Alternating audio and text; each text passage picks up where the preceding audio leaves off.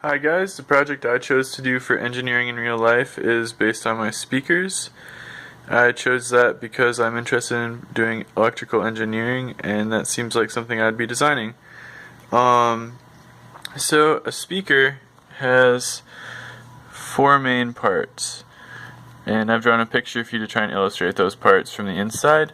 It's got the outside is a box, which is going to be kind of like this whole portion of the speaker. And then it's got three other key parts, an electromagnet, a permanent magnet, and a cone. And the electromagnet is kind of set up so it can wiggle around and move, but the permanent magnet is held in place. So basically how a speaker works is the electromagnet gets a charge which either attracts it or repels it from the permanent magnet, and the electromagnet set up so that the charge can be switched back and forth rapidly with electrical signals, and the electromagnet basically just vibrates very quickly from being attracted and repulsed from the permanent magnet. And the cone is used to amplify those vibrations, and that's how you get sound from a speaker. So usually in a sound system there's a couple different kind of speakers that are used to make different pitches of music. So you may have noticed in the front seat of your car you have a bigger speaker located more towards your knees, and then maybe you have a smaller speaker that's higher up, usually on your door frame.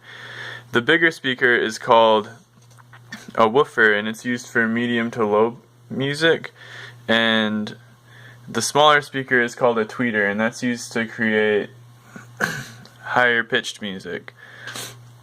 Your car may also have a subwoofer, like this one here, or usually they're bigger in cars, so a subwoofer is used to create deep bass in music. So another part of your speaker is the box, and there's two different kinds of boxes that you can have.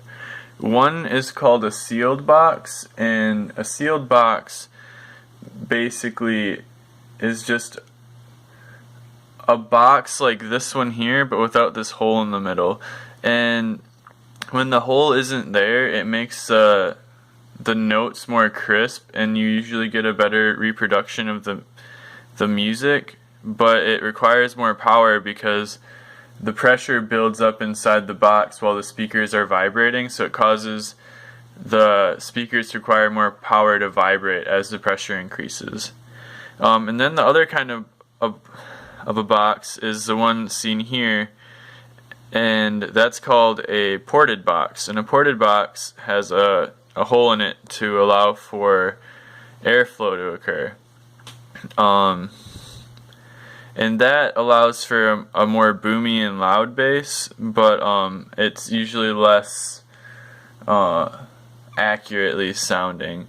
So my speakers that I have on my desk right here, this would be more of a sealed container because it doesn't have any airflow, and then these are air intakes, and especially you can notice it on this speaker. And I'll show you my other speakers right now. So this is my other set, and you can really tell that these are sealed more easily than the other speakers. You can see, especially on the subwoofer, it has a big air intake on the bottom, and you can control directly from the subwoofer how much bass comes through. So that's kind of an example of each kind of box a speaker can have. One last thing about boxes, a box doesn't necessarily have to look like that or like these. A box can be anything from your car door to something that's shaped a little bit differently like that, to basically just anything your speaker's mounted on. And depending on the kind of material you use and the shape of your box, it's going to affect your sound. So if you guys have any questions about speakers, I can do my best to answer them.